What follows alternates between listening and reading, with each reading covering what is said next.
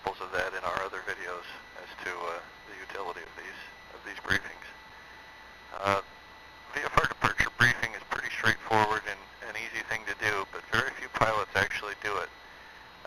We do this, the airline pilots do this, corporate jet pilots do this. The reason why professionals who take flying seriously do a departure briefing is because it's the only way to be prepared for something that should happen immediately after takeoff or even just before liftoff.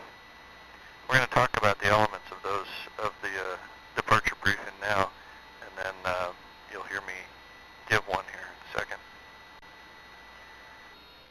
The elements of the VFR departure briefing are pretty straightforward. You want to say which runway you're departing, how long that runway is, where the winds are and where they're coming from, and their strength, and whether the terrain off the end of the runway is obstructed or relatively clear. That's going to be a tough one if it's an unfamiliar field and you weren't paying attention when you came in. So if you don't know, assume obstructed. It's a safer route. Then we talk on the VFR departure briefing about the potentials for errors or anomalies in the engine or just the airplane itself right before liftoff or shortly after or about 500 feet. Those three benchmarks are important to pay attention to. So the first one is if we have any kind of anomaly at all, engine or otherwise, even a popped door before liftoff, pull the throttle to idle, apply the brakes, stay on the ground. Don't lift off with an airplane that's not in perfect working order, even if it's something so simple as an open door. The second one is shortly after takeoff, if you have engine trouble and you need to land straight ahead.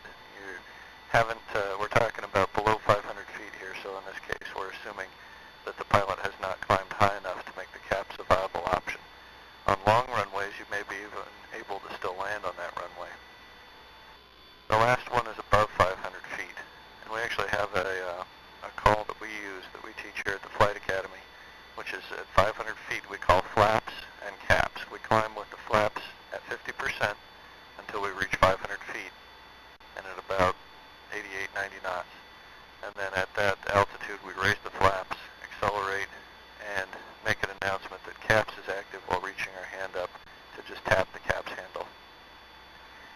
So in this scenario we're located at Boeing Airport in Seattle, Washington, which is KBFI. I'm in position at runway 13 right, or ready to taxi into position for that runway.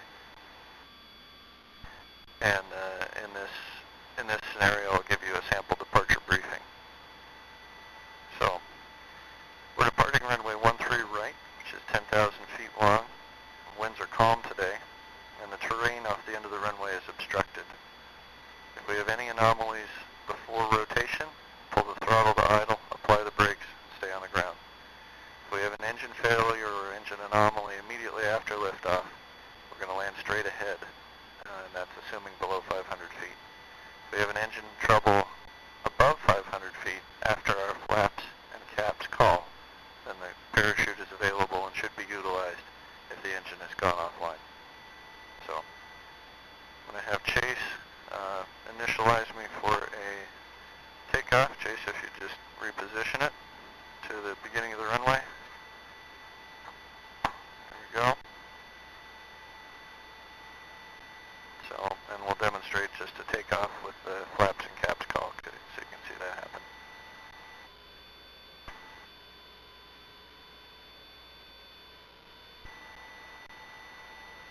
Airspeed's alive. Engine gauges look good. Fuel flows are good. All gauges green. Looking for 72 knots for rotation. There's 72 knots. Smooth, slow rotation. And then we pitch up to about 10 degrees. If I had any engine troubles at this point, I have a 10,000 foot long runway in front of me I could still attempt to land on.